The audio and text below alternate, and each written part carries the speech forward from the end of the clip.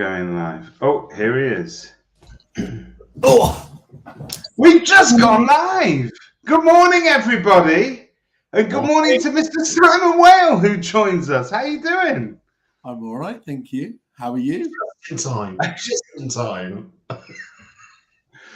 Simon, have you had a late night, early morning? Both? Yeah, I've been up early doing all my prep for today's call. Oh no, it's going to be Paxton rather than Parkinson. Oh, what, the disease?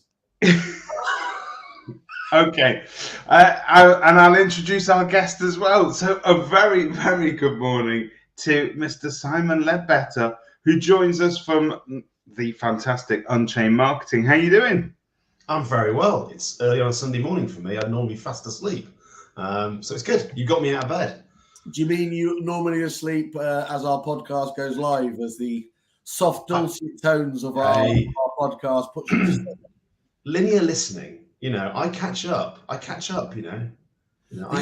you making a note of this, Mincy? Linear listening. This is gold dust, as Tom Hamlet would say. This is gold. So, Simon, not Simon Whale now, Mr. Leadbetter. Can we call him? We need a naming convention. Leddy and Whaley, perhaps. No, it was Leddy. Leddy and Whaley. Leddy, if I may address you as such, for those of us that don't know who you are, I mean, there aren't that many of us left in the industry who haven't been touched by your marketing prowess. Tell us a little bit about how you got to where you are today. So I have a background it's all marketing. My whole life has been marketing since university. I did it in financial services. I did it in media. I was voted at school most likely to become a second-hand car salesman. I just did it auto trader with 350,000 cars, which is slightly different. And then I can't believe this April I have been in property for 8 years. So I was at Countrywide, I was at Knight Frank, I was at Keller Williams, I was the CEO of Fine & Country. And the reason why we're called Unchained is I've always been a chained marketer. I've had one client, either as a consultant or an interim or an employee. I've had to work for them, regardless of how good or bad they are. What I've done with Unchained is said, no, I can just work with anybody. And actually I can work with people I really like, whose propositions and property and all sorts of stuff I like about them, and I can make them more successful rather than making sometimes quite awful people more successful, which you have to do as a chain marketer.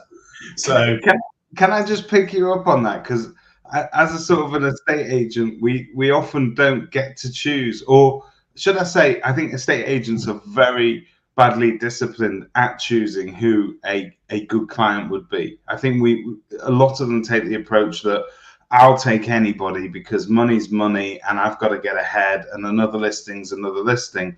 But as we all know, a bad client can be really awful to work with. Are you saying that you've had some real stinkers? I've had some complete stinkers. I mean, borderline. We won't use the word illegal, but people who you go, I'm not. This is sailing a bit close to the wind from a legal perspective, especially with in marketing things like GDPR.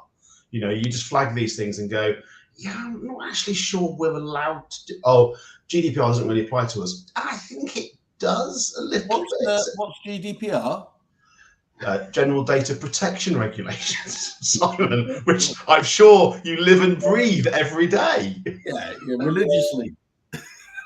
Yeah, well, GDPR for some people is very sort of 2014, and genuinely, a lot of people have forgotten what that entails. I mean, the thing is, what I found really interesting coming from financial services, GDPR wasn't new. There was a Data Protection Act in 1998 where many of the rules within GDPR already existed.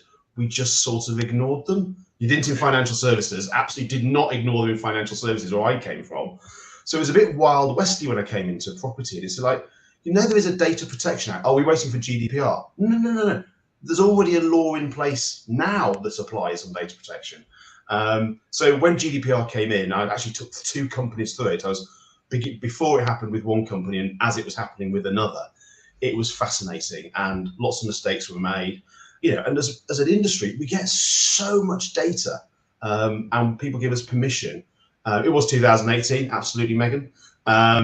So yeah, it's she's got to bring the show down every week. She's got to bring the show down by being, very pedantic about dates and things like that. But that's why she works in lettings legislation and I don't. So that's good. It had been burning me up though. I knew you'd got that wrong massively, and I was just waiting for the moment to correct you.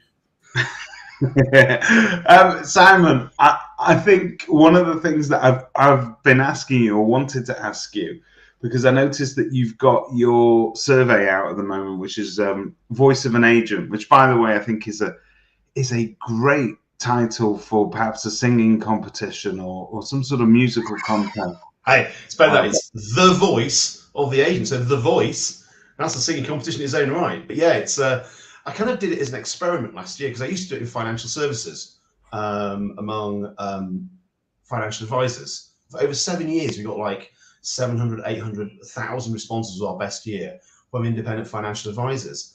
And what was really interesting was the wisdom of the crowd. I mean, we most people here will say things in the the trade press or will appear in various events and things, but actually getting the voice of the troops, the people on the ground, in the dust and the dirt, basically fighting the good battle, getting their views is always really fascinating to me. And what was really interesting is how strong trends came through in we had 553 agents completed in 2023. We're hoping for the same or more this year. And what was really interesting is if you do more marketing, if you adopt more prop tech, you will grow faster than if you don't. Now, you're kind of expecting a bit more nuclear science than that, a bit more profound, but it was so correlated because we asked, did you grow last year? Are you growing this year? We're able to take the growth agents, look at their marketing budgets and their prop tech adoption. And if you adopt technology, you find the best prop tech for your business, you do more marketing, you will grow. If you don't, you won't. And it's kind of, it's like, well, that's kind of simple. It's good for a marketer. Yeah, I mean, it's sort of what we would on this side of things expect. But are you saying that some agents don't appreciate that they think, I mean, particularly where they can't read the climate, so they don't know how the market's going to span out for them over the next 12 months. It's uncertain. They're in uncharted waters. A lot of agents suddenly pull back on marketing, don't they, and go a little bit dark. They go a bit quiet. Which all the data tells us is the worst thing you can possibly do. We have so much research now from so many case studies and practical examples where businesses in different sectors have turned their marketing budget off in certain areas during a downturn. If you turn your market budget off or turn it down, you will lose market share, and there's tons of evidence you essentially lose it on a permanent basis. You have to go so much harder to get it back. The reality is, while what you do in marketing should change, you should change the mix of all the bits and pieces that you're doing, reflecting the change in circumstances, you should maintain your spend, you will do better during the downturn, and you'll also come out much faster than your peers. Because the reality is, if all your peers are turning off their marketing, your share of voice, your kind of presence in a market is going to grow significantly relative to your peers. But there's a great article from 2019, just have to say, Google, should I turn down my marketing budget during a recession? Harvard Business Review. It's a really detailed analysis. It gives all the facts. But on my 30 years of marketing course, I present all the data from case studies and research from the early 2000s. Every downturn we've been in, you keep it up. If you keep it up and maintain it, it will really be in your benefit. And if you cut it, you will lose, and you'll be further back than where you were when you started, and you'll have to go doubly hard.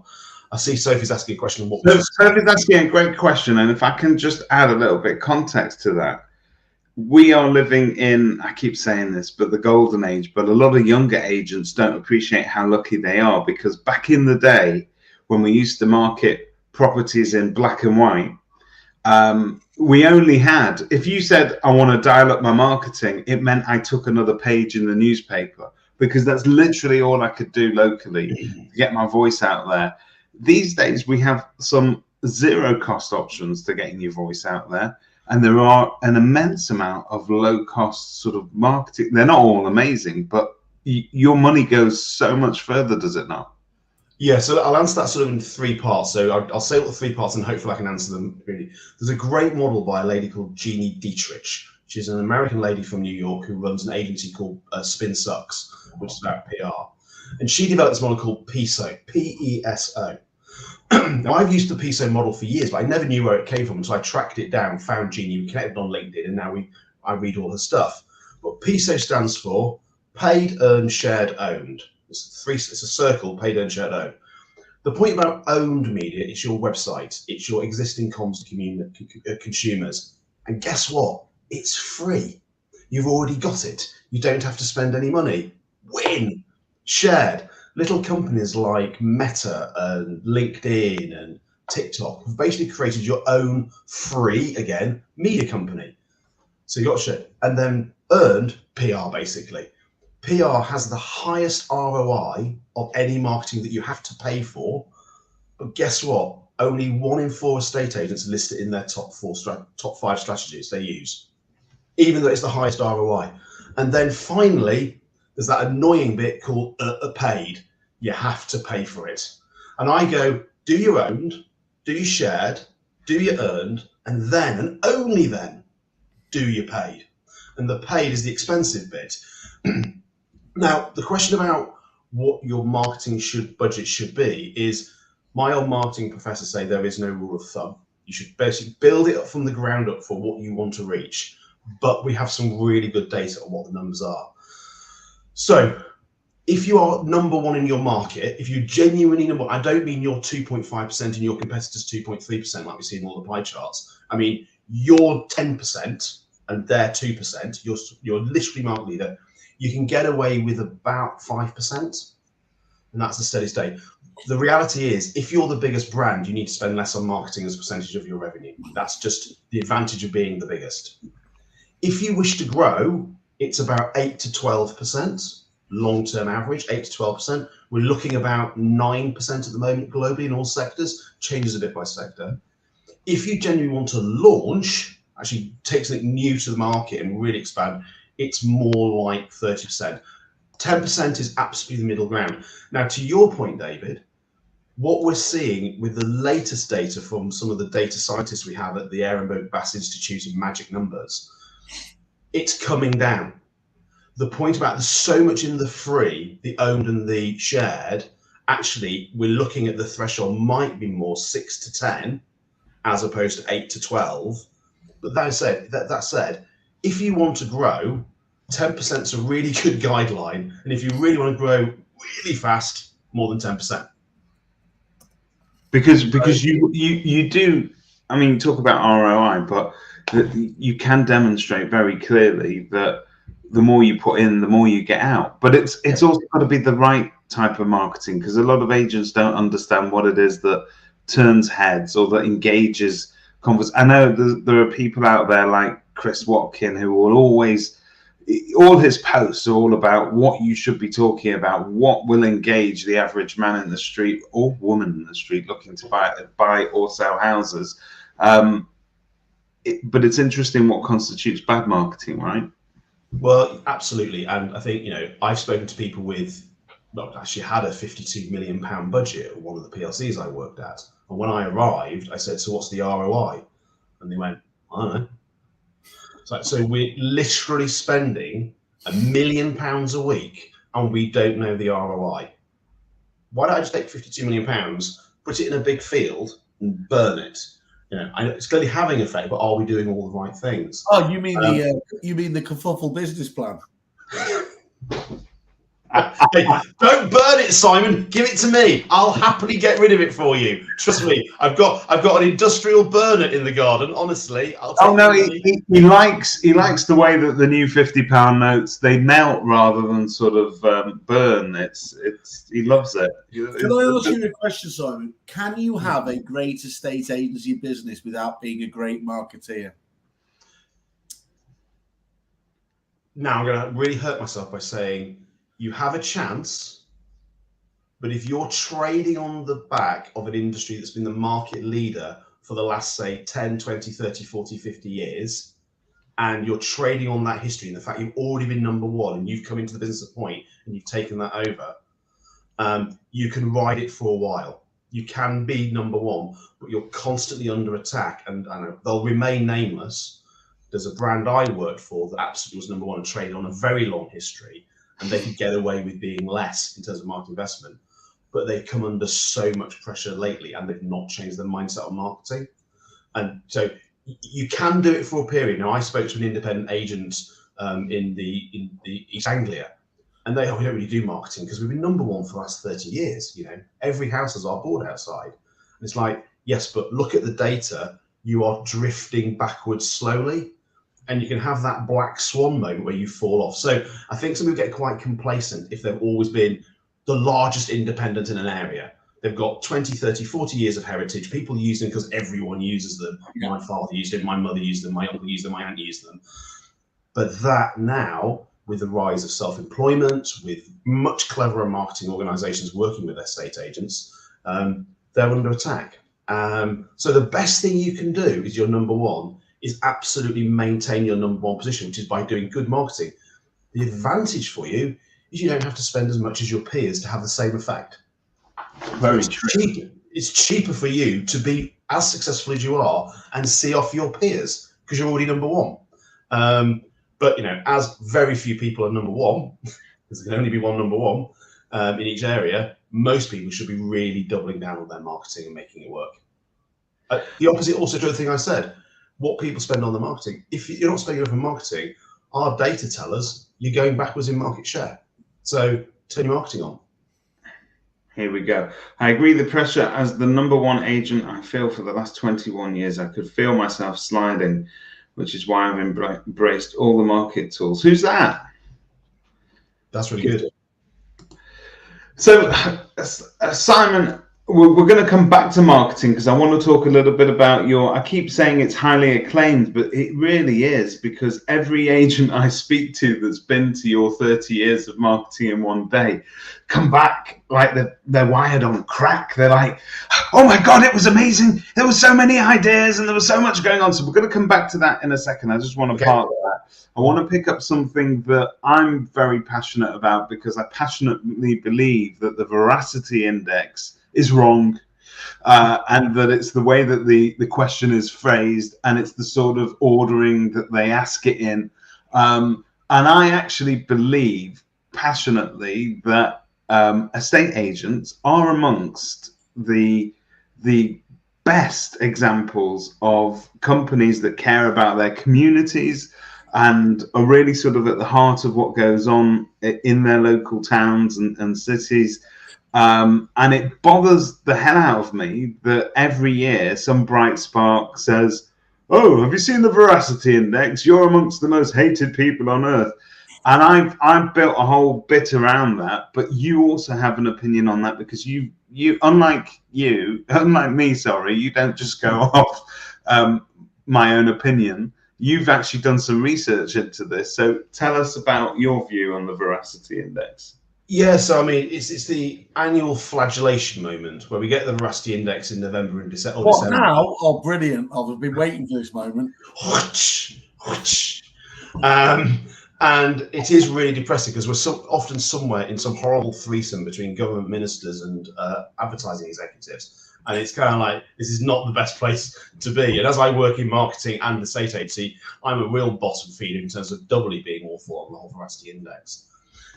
It kind of annoys me, as you say, David, every year we beat ourselves up.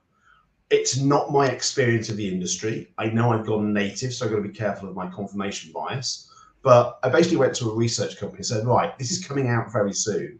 And I'll dig out the results and we can maybe share the link to the results that I got. And we surveyed 2,000 people, which is as many as Ipsos Mori surveys for the veracity index. And we said, in your most recent transaction of dealing with an estate agent, did you trust them or not? So rather than seeing them as a mass, the homogenous mass of estate agents, think of your last transaction with an estate agent, either as a landlord, a buyer, a seller, or a tenant. Did you trust them? And the results were overwhelming. People trust the last estate agent or lettings agent they dealt with. And that's for all parts. It wasn't like tenants have a dim view of lettings agents, or buyers have a dim view of estate agents, or landlords. Every single category, thinking of the last transaction they had, they really, really trusted their estate agent. Yes, there was a tiny minority that I didn't trust them at all. But the majority were, I trust them a bit, I trust them a lot, I trust them completely. And if you added the trust together, it was almost the reverse picture of the Ipsos Mori. So I think I'm going to riposte every year now. Every year it comes out, I'm going to do my own research, and I'm going to do a different analysis that says, yes, it's like politicians. We all hate politicians, because we do, because they're basically those kind of people. But anyone who's ever dealt with their local MP will normally go, they are fantastic. They've literally sorted me out. They've really helped me out. Very true. Very true. Very true. And that's the power of stereotypes right there, isn't it? It's a caricature.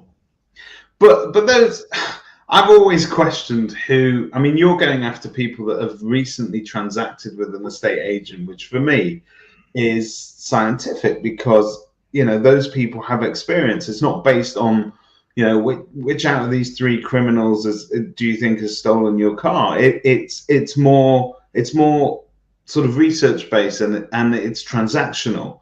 And whereas this, I always worry to myself, who are they actually asking to fill in these Ipsos Mori forms? Well, the reality is, and there's some great work that LinkedIn did, and it's called the 95-5 rule.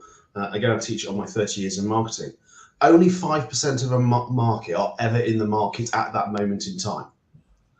So if you think 25 million houses, give or take, in the UK, I know it's more than that, but 20 makes the maths easy. 25 million, about 1 million transactions a year, give or take, up or down. 1.2 million this year, I think it is so far, 12 months. About 5%. That means 95% of people who answer the question are probably not in the market for selling a home.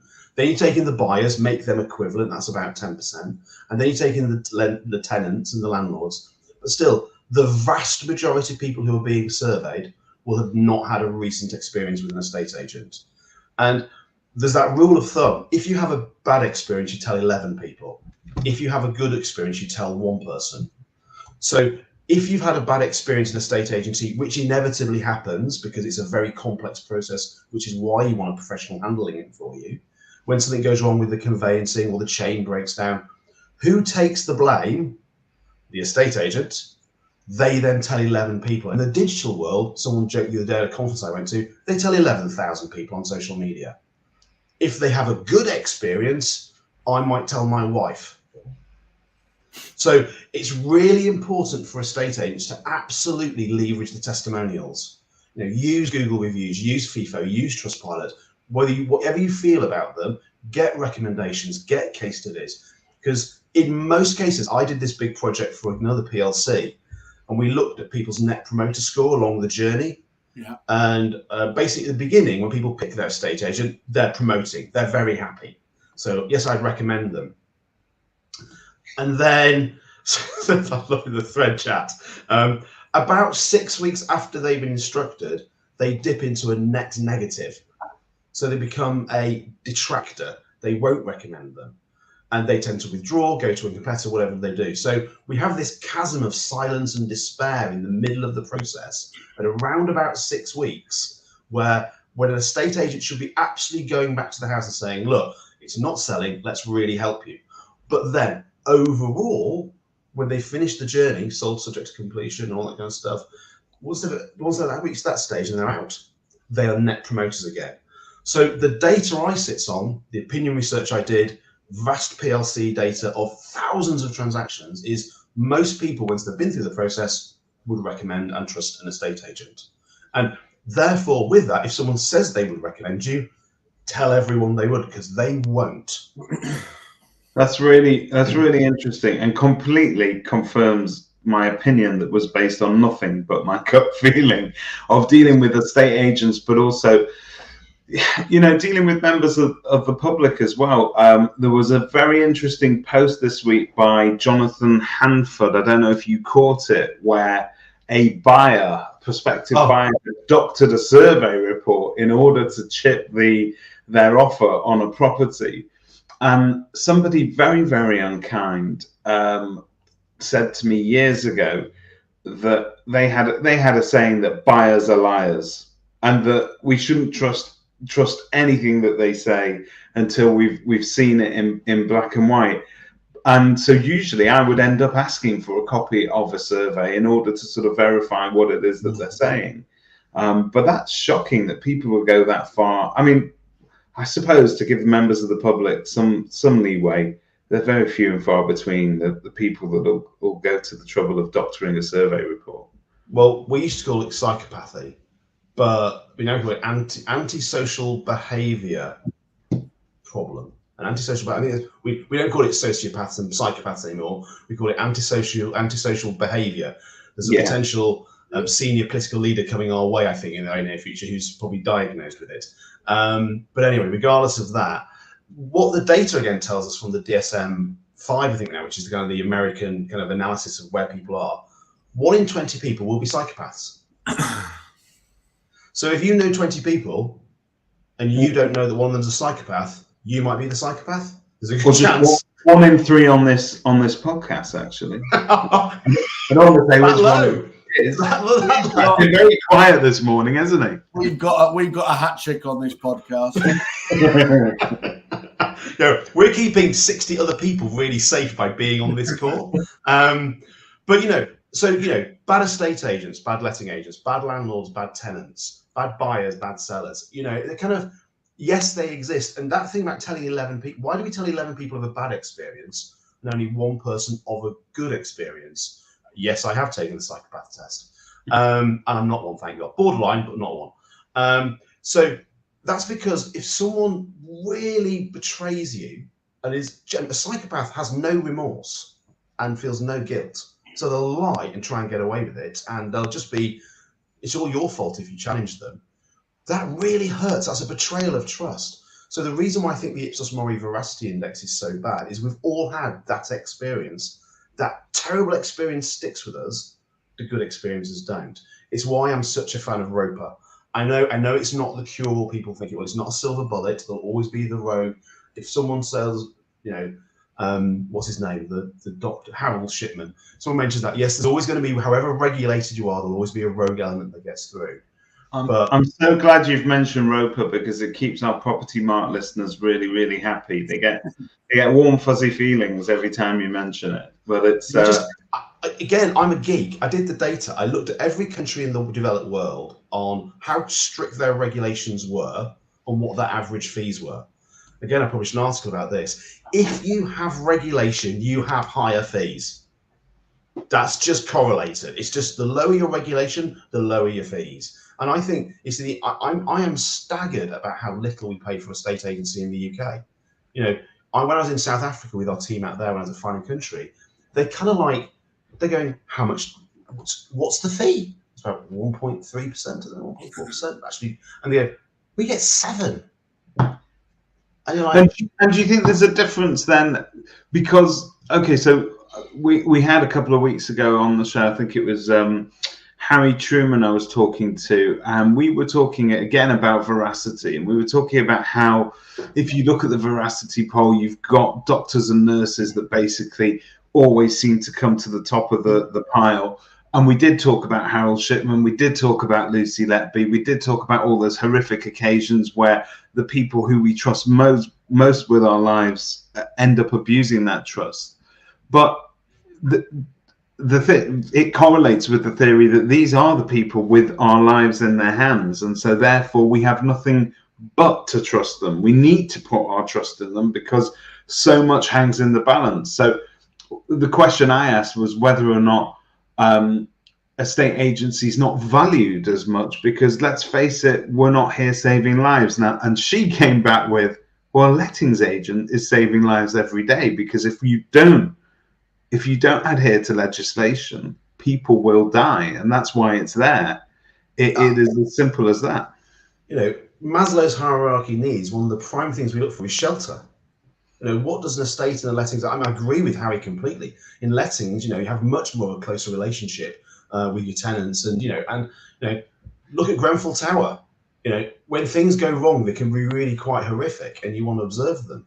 But I think what you've got with the whole Ipsos Mori veracity thing is those top professions, yeah, absolutely, they have your life in their hands, but they're massively regulated. The reason why we're so horrified by the Harold Shipmans and the Lucy Letbys is they're so rare. And it's the very concept that in this thing we entrust with our lives. But I've always had this with property, and this is why I want it to be regulated, and I want it to be seen with the value that it is we live in a house or a flat. It's our most valuable asset. It's probably the inheritance we'll give to our children. It's such an important part of who we are as people, where we live. And who's dealing with that? A totally unregulated market. And I wouldn't go to a financial advisor who wasn't regulated.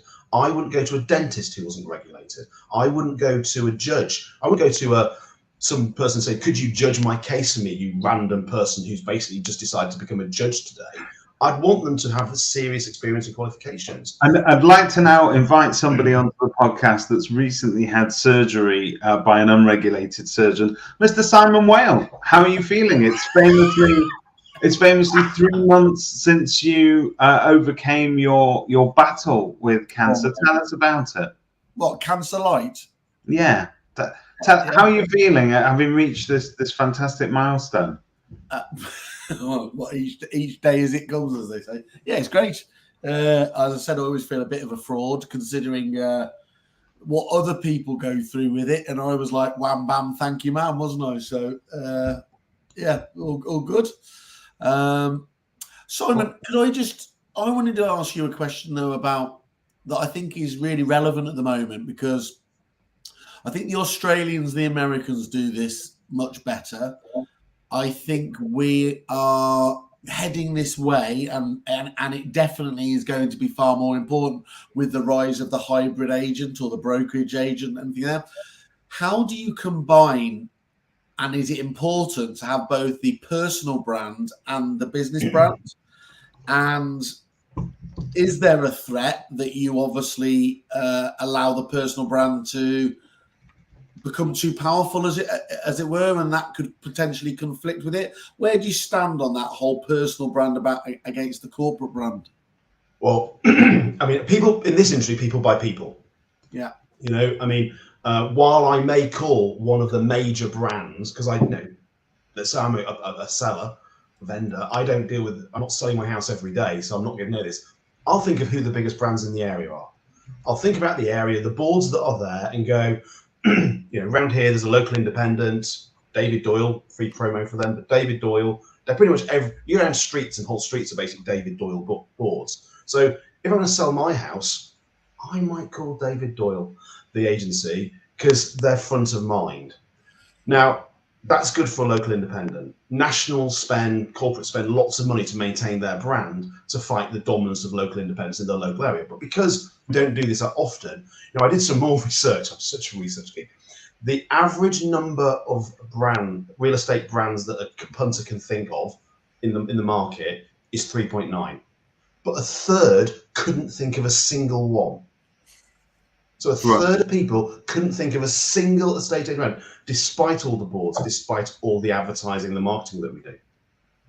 So if one of those people's thinking, they're going to be going, well, I'll go online, I'll go on Rightmove, I'll see who's got the property, I'll go on Zoop, I'll go on the market, see who's there, kind of, and they'll see some names. They'll then be prompted and remember, oh yeah, of course, David Doyle's around here. I've seen that board, right? I've been before. The personal is actually, if you get to know someone and say it's quite a long process, people are thinking about selling their houses for 2 to 3 to 4 years before they actually sell it. If you're known as the person who walks in, we live in a place called Boxmoor, it's a beautiful trust area.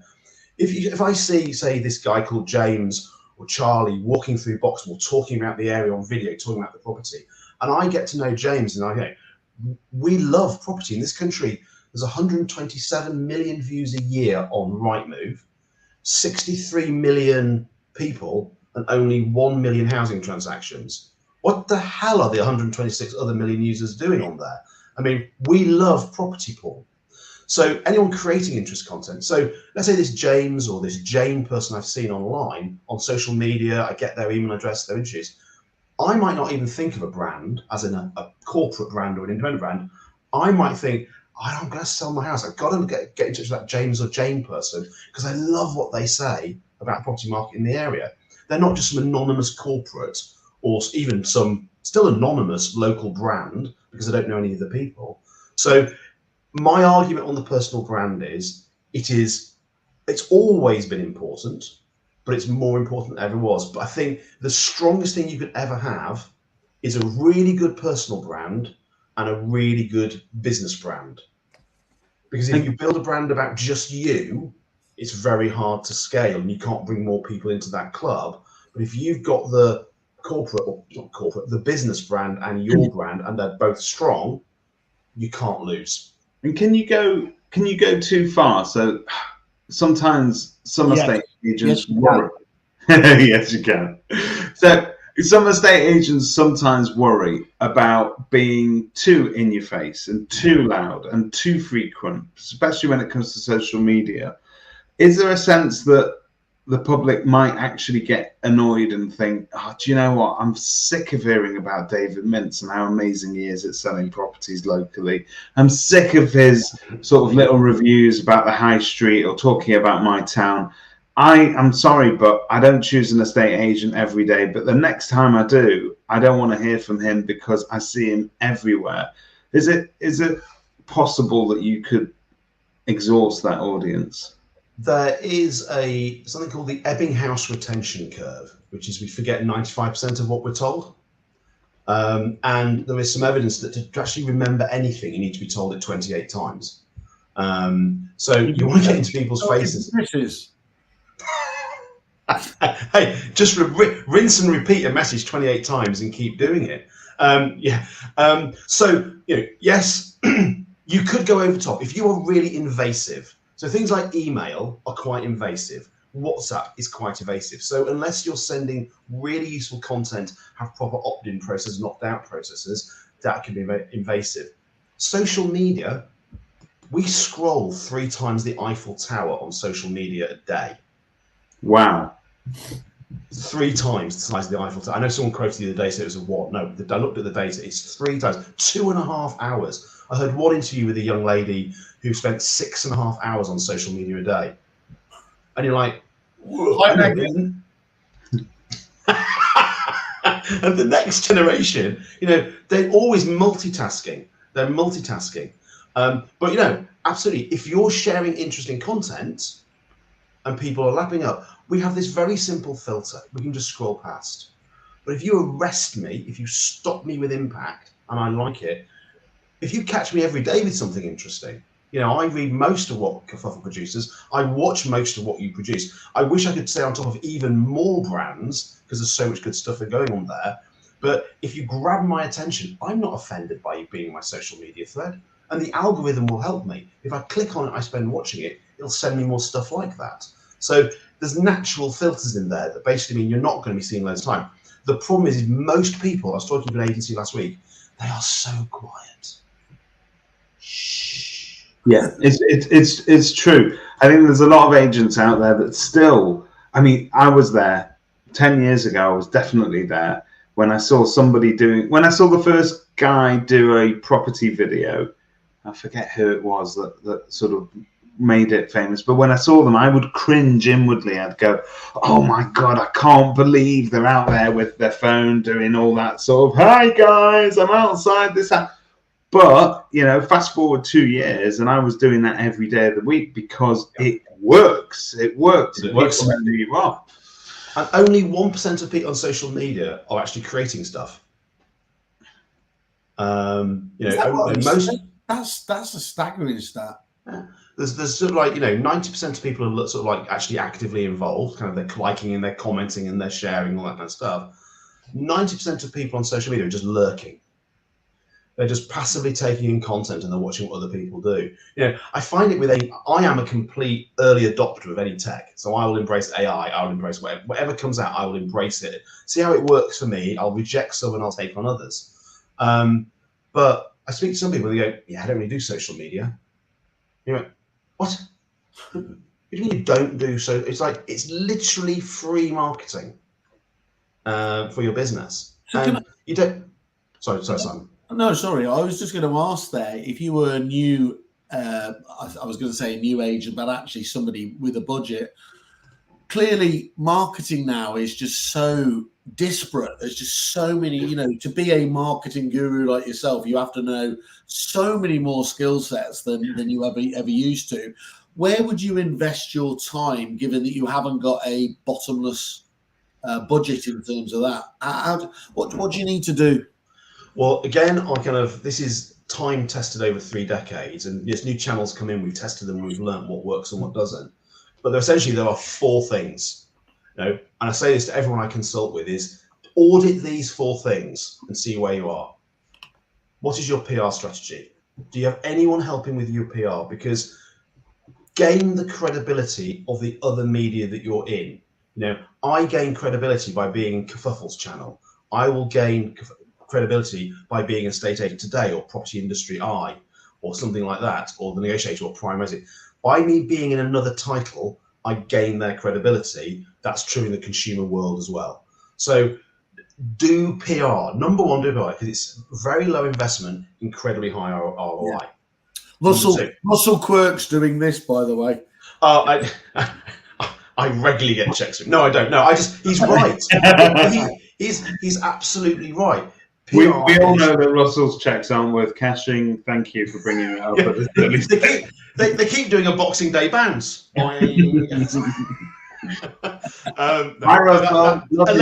Allegedly, if he's watching, his lawyers are there. Allegedly, that's not true. He's on GB News. He's on GB News. Allegedly follows everything that he says. Yeah, allegedly more litigious than Prince Harry. Anyway, email is number 2. Email literally pulls like a train, and it's fallen out of fashion because people go like, oh, Nigerian princes and spam and that. A lot of that has been dealt with. But what is an email? An email, if done properly, is someone who's opted in to receive your message. So if you're sending interesting stuff to them, and also email's very viral. You can share email. I saw this and I sent it to a friend because it was really easy to share. And emails are scrollable nowadays with Gmail and things like that as social media. It's not interesting. You just scroll past it and ads are separated out. So email's number 1, and it's pulled so incredibly strongly relative to anything else as a direct communication. Then social media, and be on 3 or 4 social media channels. Yes, Facebook. Everyone's on Facebook. It's a bit of a swamp, but everyone's on Facebook. But, you know, LinkedIn, Instagram, Twitter, X,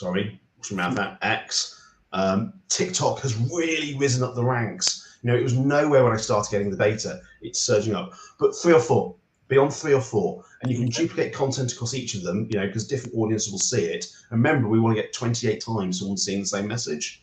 And then, even in 2024, direct mail comes next. Direct mail becomes next because the average household in the UK will get 40 emails a day. Wish I got that for you. We'll spend 2.5 hours scrolling on social media, but we'll get 1.4 letters. So it's really good to be one of 1.4 than one of 40 or one of 2.5 hours. It's so true, because we've all opted for paperless posts because we think we're saving the planet. So a lot of us get our bills now in the email. So actually what does come through your door is more targeted, isn't it? And if you just do generic stuff that everyone else is doing, you know, nothing pulls harder than a handwritten letter. You know, handwritten letters are so rare these days. They're really powerful. There are tools that can help you do. Don't use a handwritten font. Use a proper handwritten piece of AI to do that for you. That's really powerful. And give value. Give value in your letter. You know, I found this really interesting. I've worked in other industries, and we all use property data. Automotive companies, soft furnishing companies, finance companies use really detailed property data to work out how to market to people. When I came into this industry, so I said, so where's the property propensity models and the databases and how we don't want to use them? We just do a house for sale, 20 up, 20 down, and we basically do direct mail through the door. It's like, literally, in your area, there will be, 5 to 10% of houses that are going to come onto market in the next year. You can probably work a lot of those out, and you can send them some direct mail because we literally know where they live. Now, I told the story where we sold a house for a dead person when I was in one brand, because we used to produce this magazine and we used to post it to the most expensive houses in the UK. unless they opted out. We sent this magazine, beautiful magazine, to this person's house, very, very nice house. And we got contacted by the son, who basically said, oh, I'm sorry, my father's passed, but he clearly loved your brand. We'd love to list our house with you. So getting into that house, please not dear occupier, please not dear homeowner, but a magazine that we produced didn't need to even be named. It was just a beautiful thing to give. They loved it and they chose it. That was a very big commission because big house, big fees. So it's simple. PR. Are you doing any PR? Answer, normally no. Email, email, yes, email number 2. Are you doing email? Well, a bit. Every month, send out your newsletter every single month on your email. Give value back to the market. I say this to a lot of independents and self-employed people. Most of the data the industry produces is national or regional. So it's not directly relevant. If you can pull it down and say what that means for your immediate local market, that is gold dust. Now, as Christopher Watkin always says, why don't you be a member of every single Grantham social media group of your Grantham and always have Grantham in your subject lines? Then social media, 3 or 4, and then direct mail. But sensibly different. I saw the word disruptor. There's a great book by Seth Godin called Purple Cow, which is about being remarkable. A purple cow would be remarkable because most cows are black, brown, or white, or some combination of the above. But if you're remarkable, you're worthy of remark. So most marketing estate agents put out mass-produced letters from systems that kind of are based on data but are not interesting, are just going to go straight in the bin, and you've wasted a bit of our tree life in the country.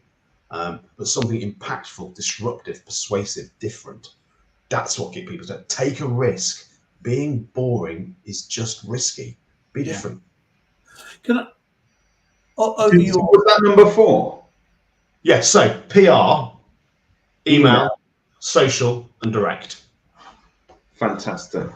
So can I ask, Simon, who in your, obviously you've worked at some of the very best businesses, who influences you? Who do you respect within the industry? Obviously, David Mintz and Simon Whale. They're right at the top of the. Thank you for reading that. It's understandable. It's a pleasure to have you here on this podcast. Thank you. Mutual fan club now over. Yeah. And then anyone relevant? There are too many names to list because I wouldn't want to miss anyone out. Oh, that's the coward's route. Oh, no. This is the Oscar speech. I'd like to thank everyone. Simon, you were just saying, be brave, don't be boring. Hey, that was just me leading in. That's me and my apologies to anyone I miss now, as I say. Okay, good. This is but some of the names have popped up already, and I'll use those ones first. Russell Quirk, I think everything he says about PR is really intelligent. Christopher Watkin, most of what he says, I think they're both people who divide opinion. I like people who divide opinion. It's just the way that Chris says it that really annoys me. We love you, Chris. We love you, Chris. Christopher. Sorry, not Chris. Christopher. I'm a huge time for the guys at PVS Media. Chris England and Matt Lee. I think she's still on this.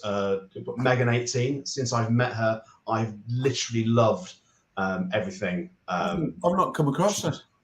Never heard of her. She's very quiet. She's very quiet on social media. Harry Truman, you mentioned. Alex Tan. Jonathan Hanford. What he says, always worth gold. This is the problem. I could go on now for an hour mentioning names, and my fear is I'm going to miss someone and offend them. But I think it's kind of obvious who they are because they're ever present. They're making noise. Toby Martin, Chris Webb, Simon Gates. All right. He knows his agents. He's involved. Simon, ask the next one. Well, I was just going to ask the question. I mean, you say it's easy, but there are so many characters. Is property genuinely? I have a theory that it is more full of characters than. I know everyone thinks their industry is unique and special, but this one is pretty special on that front, isn't it? What is there about a estate agency that creates these great characters? Love that question. So I've been a bit promiscuous professionally. I've slept with a lot of industries. and I've fluffed them and I've played with them and I've had a lot of fun in different industries. It's a Sunday. Keep it clean. It's not even after the watershed. For some reason, I've arrived in a estate agency. What do we call the industry? Because if you say real estate, that really upsets people. If you say estate agency, you're missing out half the industry. Lettings agency. If you say property, that includes construction. I kind of think we need a naming convention. But anyway, I've been in this industry for 8 years and I've stayed in it. And I think I was doing this with a consultancy with a client a while ago. Is why are you an estate agent? There are easier ways to make money.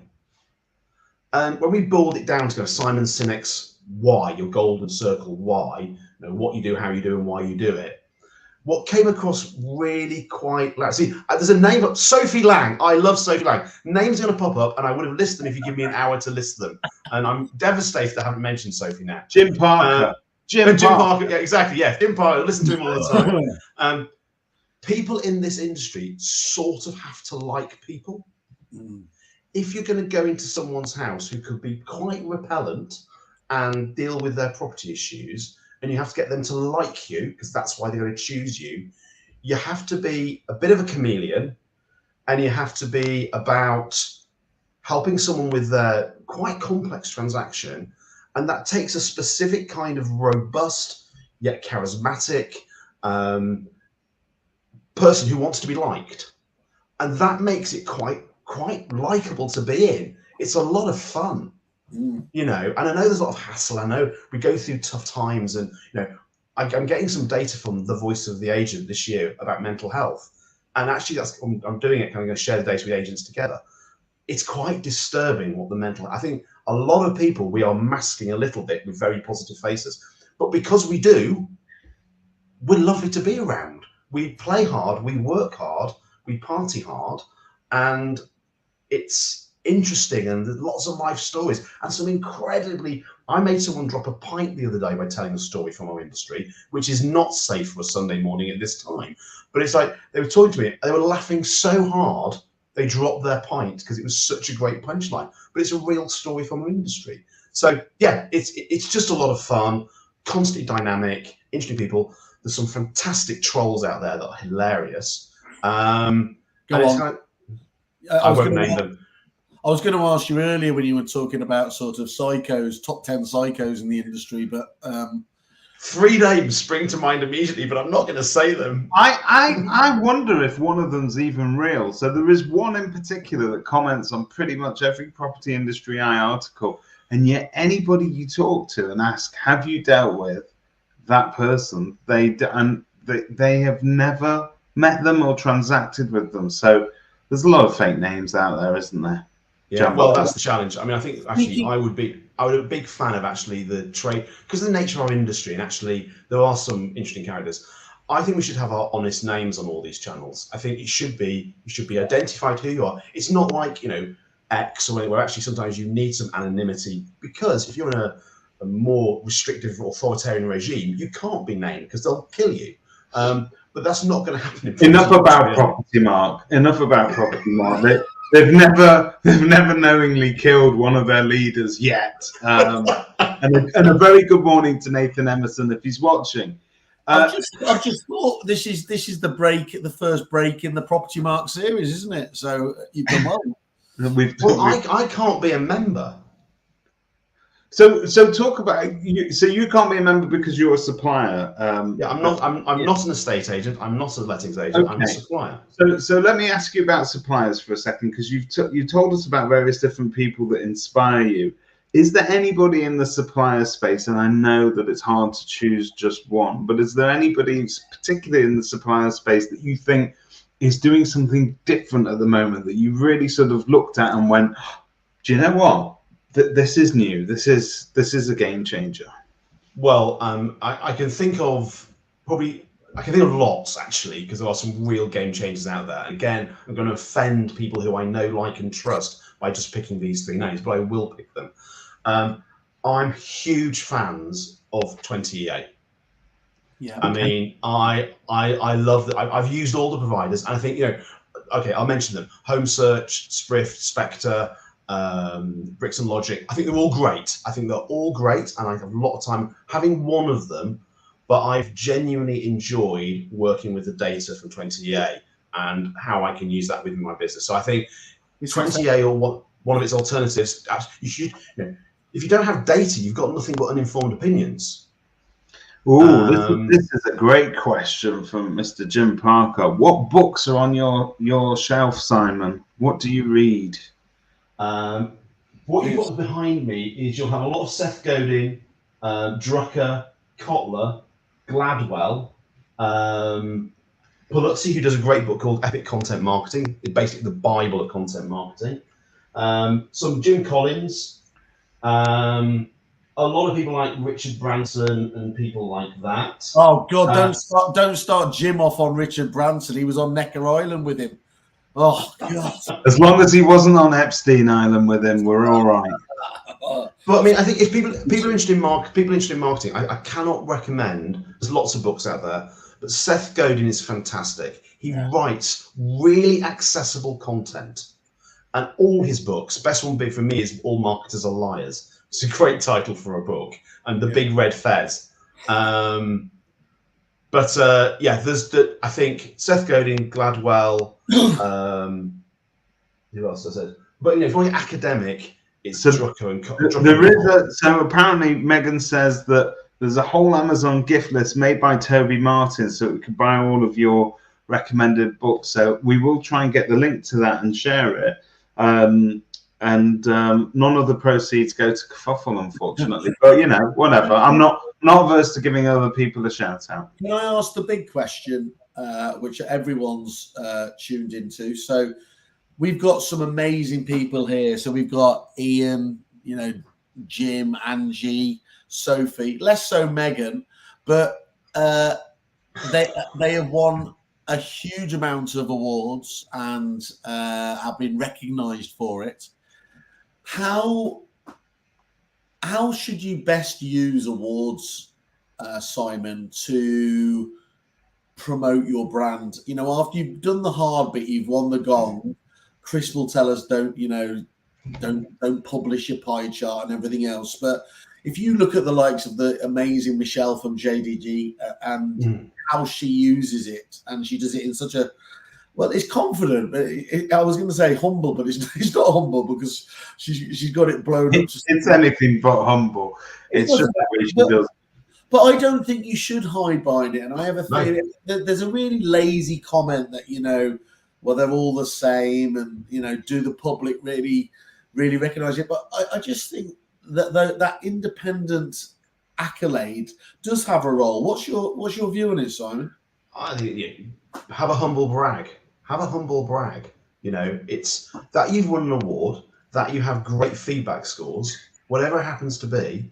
I think you should tell people about it. If other people have judged you and other people have said you're the best in the industry, I would share that result. Like Jim, I got an award from 2009, which is the most effective marketing campaign of the year.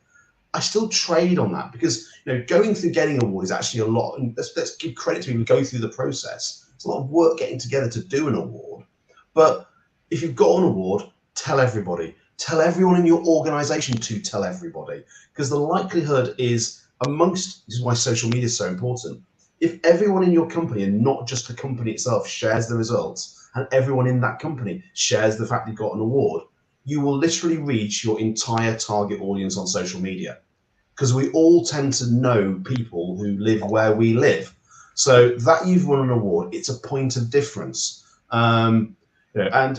PR, highest ROI, it's part of your PR strategy. So we've got some people mentioning names of different industry awards. Is there a sense, though, that some awards are better than other awards?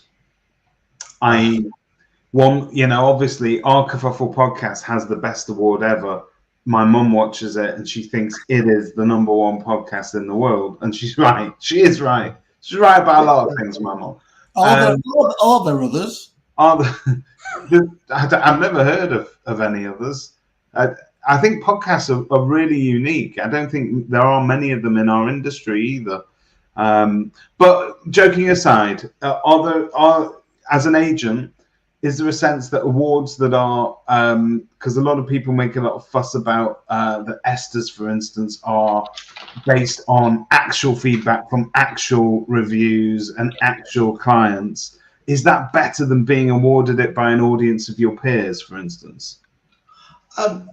No, I think all awards are valuable. I mean, ESTAs is, some call it the Oscars of the estate agency there, but I think all awards are valuable. All awards have their merit, and I think EA Masters, what are they called? I forget the name. That's really embarrassing now. The negotiators.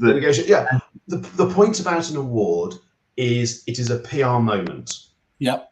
And I was always taught, and this is true of events and awards, how you should divide your time. 30% of your time is before the actual award itself. It's kind of like all the event. 30% of your time is at the event, at the award, but that leaves a big old chunk. 40% is what you do after the event and after the award. It's how you then sweat that asset. 30% getting ready for the event or creating an application. 30% on the day, it's happening, the announcement, cheers, everyone together, cheers, team shots, whoa, hey, PR coming from all the channels that promote them. But then that's still leaving the largest single chunk of effort is what you do for the next, as Jim said, for the next 15 years. What you should do for the next 6 months or 12 months until the next award comes round. So really, really sweat it. Don't just see it as a spike. See it as a constant journey you're going through, that going up to it, coming second, nominating. As a true marketing expert, can I get your veto that no one should ever use the line, "We've only gone and done it," as the opening line of their post? Don't be a cliche. I risk now falling into cliche because I say a lot of the same things at the same time, but I'm this huge believer in repetition means memory. Yeah. So you keep repeating the same things, but try and avoid cliches. Cliches set people's filters off and they're like, bleh. Simon, I'm immensely grateful for you giving us your time today. We've been going for just over an hour now, and you have delivered. Every minute has been valuable to our audience, and they're very much engaged. But just can we get to your 30 years of marketing in 1 minute, please? No, so look, you've demonstrated adequately. I think you kind of know your stuff when it comes to marketing, and it's very, very interesting. There's loads and loads of content here and loads of value. But your 30 years of marketing in 1 day has been described by one agent in particular. They've told me to go to sleep for a couple of days before I get there, just so I've got enough energy to absorb all of this. But it really is. People are going away raving about this. You're taking it on the road, so there are lots of dates all around the country. Talk to us about it. Tell us about it. Give it a shameless plug, please. No problem. So I've been doing this course in various formats for years, but normally as a chain marketer within a company. So basically, most marketers aren't marketers. They're not trained marketers. They've accidentally fallen into marketing. And a lot of people in our industry do a bit of marketing, but they don't necessarily understand it. I embarrassingly, humble brag, have more letters after my name than in it, because I fell in love with marketing at 2021, and I've just studied and studied. I'm just about to start another MBA in marketing because I just love the subject of marketing and how it's evolving. But that's 30 years I stand on the shoulders of giants. What I did with 30 years of marketing 1 day is I compressed all that knowledge into 7 hours and 5 chapters. So all the reports, all the analysis, all the research, all the theory, all the principles, all the practice, and we go through 5 chapters of how you understand your market, how you do strategy, how you resource your marketing team, what you should do and what results you should expect. And I've crushed it all in to this 7 hours. Now, essentially, it's the mother of all PowerPoint presentations. And what's really interesting, people have come to it, it's going like, I wasn't really looking forward to this because it's like a 7-hour presentation. And I had one CEO say to me, I said, it just didn't feel like that. It was just, the whole process was just constantly getting information that I now can pick the 3 or 4 bits I want to apply. You get a booklet with all the information in, you get a CPD certificate for 7.5 hours, 6.5 hours, which is kind of helps towards your property mark if you remember the property mark. But what has really gratified me, and this is where I was a bit kind of punting out there and testing it, is our current net promoter score, if you know what net promoter score is, 100. Of course, love it. Is 100. I've never been to a course that has a net promoter score of 100. And Stringfellows? Well, there's always Stringfellows. And then there is our average score is 9.5 out of 10. And what I always follow with everyone who attends is, this is the theory. This is so now you know as much, you know more than most marketers know now.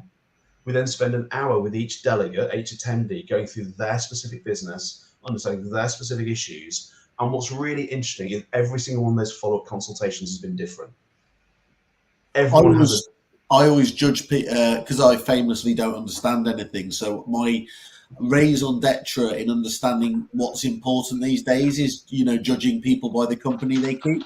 And the people that have been attending your courses they're just the great of the good, Simon. So, and I would have thought a lot of these guys know their stuff, and they still feel like they can learn more coming to yours. And as you said, almost every one of them leaving a video testimonial tells its own story. So I think that tells. I'm massively humbled by the people who've attended and the quality of the feedback. I was happy with what I produced, and the nice thing is because we have these feedback forms. Every time we get feedback from 10, 12, 18, 28 in Milton Keynes, brilliant people. So the next time it's even better. So it's a constantly improving presentation based on what people are saying. But yeah, events every single month. If you want to come to Cape Town in November, we're doing it in Cape Town. But then we'll just roll this on next year as well. And we try and do different locations every time to capture people. So we won't repeat what we did last year, this year. And next year we're looking for different locations. So if you would like one to come to near where you are, get a group of people together. We need about 12, 15 people in a room to make it. It's not a conference. I couldn't do an 8-hour, 7-hour conference with 150 people of a PowerPoint. It's very interactive. It's people asking questions and discussing one another. I always find it funny. People do more business in the room with one another than they do with me. It's kind of annoying. I should be on commission. But yes, it's brilliant people come, and it's often the next generation of the industry's leadership, which is fantastic to see. It is brilliant, and I'm going to keep using the phrase highly acclaimed because it's the closest we've got to a Broadway musical that is touring at the moment in our industry. And I have to congratulate you and absolutely applaud you, because I think that one of the issues we have sometimes is that we split the crowd between the haves and the have-nots by having too many London-centric events, venues, etc. Sometimes people go for an easy win and say, all right, well, let's plonk one in Birmingham. You have got one in Birmingham, but let's not leave out the north. So you've also got some further north. I mean, I think that's great. Taking it on the road and bringing it to the agents where they are. You're making it accessible. You're taking away the need to travel. You are taking away that excuse that people often give themselves to get them out of these things, that they can't invest in themselves, they can't invest in marketing, they can't invest in their businesses, but you can, and you can do it locally now, which I think is superb. And I've got to say this, it's 150 quid at the moment on some of the early bird tickets. It's 150 quid. I have spent so much more on that on my marketing education and in marketing budgets, and you get it all in 7 hours for 150 quid. I mean, I think it's a bit of a steal, if I'm honest with you, but last question. If you were to advise the government on what should be added practically to school syllabuses in the day and age that we live in, do you not feel that marketing should be on there for kids? Should we not be educating people at a younger age? I did a video with Matt Lee from PVS Media, who I mentioned earlier, and we got into quite a big talk. I don't think it'll make the final cut about. We home educate our kids. As a complete aside, we home educate our kids for various reasons. Very brave. Yeah. I don't think our education system at the moment equips children for the world we live in. I think we should absolutely teach entrepreneurship. I think we should don't teach them logarithms and obscure trigonometry. Yes, some basic addition, subtraction. We should teach them personal finance. We should teach them the importance of getting on the housing ladder as soon as they can by whatever means necessary, because that will literally change their lives more than knowing logarithms or trigonometry. And I think basic skills within business, because now we're all moving to this solopreneur world, I think training people from a very young age, because some of the best entrepreneurs started being entrepreneurial in their teens. So if you can help those people get started really earlier, I mean, I'm a huge fan of university, but in reality, I don't think it's necessary in 2024. You can do Harvard courses online for free. You can literally go to some of the best universities in the world for free online, learn what you need to know. Bit of paper helps. Bit of paper will always help. It's why we do a CPD certificate for professional membership and all that kind of stuff.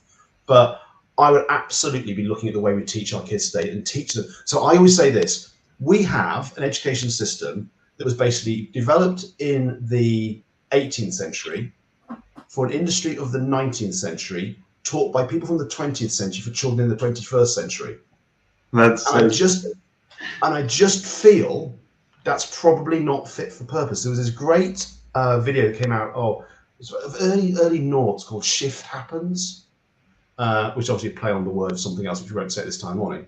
But it was the top 10 jobs in 2010 did not exist in 2000. So what are we teaching kids for? No, and we got probably some of the most qualified shelf stackers in the world who've all got degrees working. So nothing wrong with shelf stacking. It's fascinating. Fascinating. But I think we need to give our children practice. You know, it's why I love Germany, and they have proper technical colleges, and they're as important as the academic. Yeah. You know, see, there's me with a throwaway question at the end of the podcast, just tagging it on, and I've ignited this passion within him. I'll get off my soapbox. It's just, I love entrepreneurship, and I love kids being educated to be successful in this world and fulfill their potential. Well, I'm going to go back to being Parky now, less Paxman.